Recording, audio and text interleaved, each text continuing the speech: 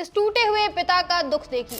ये 21 साल के ऋतिक मिश्रा के पिता हैं। आज इनका बेटा इस दुनिया में नहीं रहा, उसे मार दिया गया, उसके सपने छीन लिए गए और ये सब करने वाला कोई और नहीं, मोदी सरकार है। मोदी सरकार के निकम्मेपन ने अनूप मिश्रा के बेटे को उनसे छीन लिया।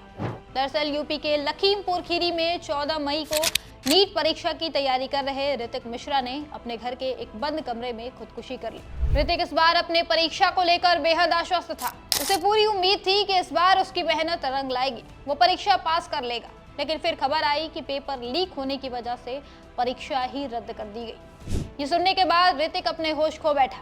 उसका सपना वही टूट गया। इसी के साथ उसके जीने की उम्मीद भी खत्म हो गई और आखिरकार उसने मौत को गले लगा लिया। ऋतिक के पिता अनूप मिश्रा भट्टे पर नौकरी करते हैं। जिला मुख्यालय से करीब 80 किलोमीटर दूर गांव है। शहर में बेटे को कई साल से नीट की तैयारी करा रहे थे।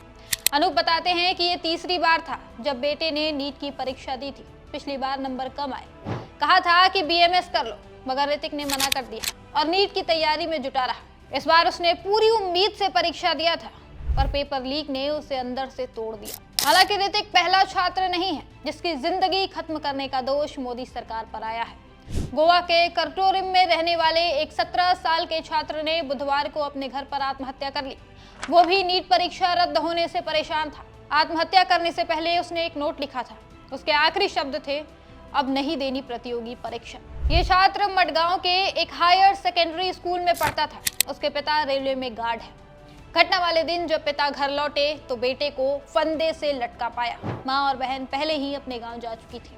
इसी तरह दिल्ली के आदर्श नगर में नीट परीक्षा कैंसिल होने से परेशान एक 20 साल की छात्रा अंशिका ने फांसी लगाकर अपनी जिंदगी खत्म कर ली। परिवार का कहना है कि छात्रा पिछले कई सालों से नीट की तैयारी कर रही थी। वो पढ़ाई में काफी तेज थी और इस साल उसे अपने अच्छे प्रदर्शन का भरोसा भी था। उसने हाल ही में नीट परीक्षा दी थी और बार बार घर में यही बात करती थी कि इस बार उसके नंबर अच्छे आएंगे और उसका भविष्य सुरक्षित होगा।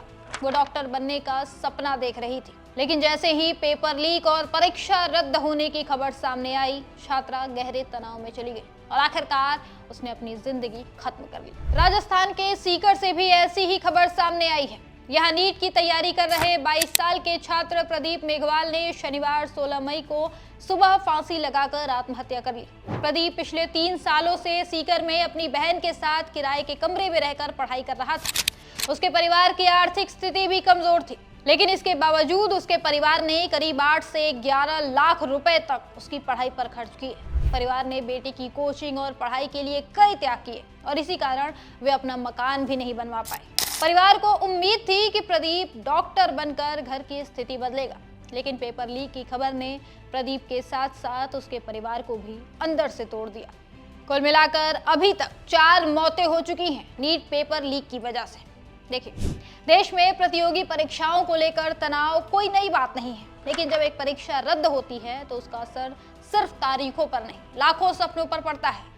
नीट परीक्षा रद्द होने की खबर ने हजारों छात्रों को मानसिक झटके दिए, उनके सपने तोड़ दिए। कई छात्र इस सदमे को बर्दाश्त नहीं कर पाए और मौत को गले लगा लिया। लेकिन ये आत्महत्या नहीं है, ये सिस्टम द्वारा हत्या है। ये सिस्टम की ही नाकामी है कि बार बार पेपर लीक हो जा रहे हैं।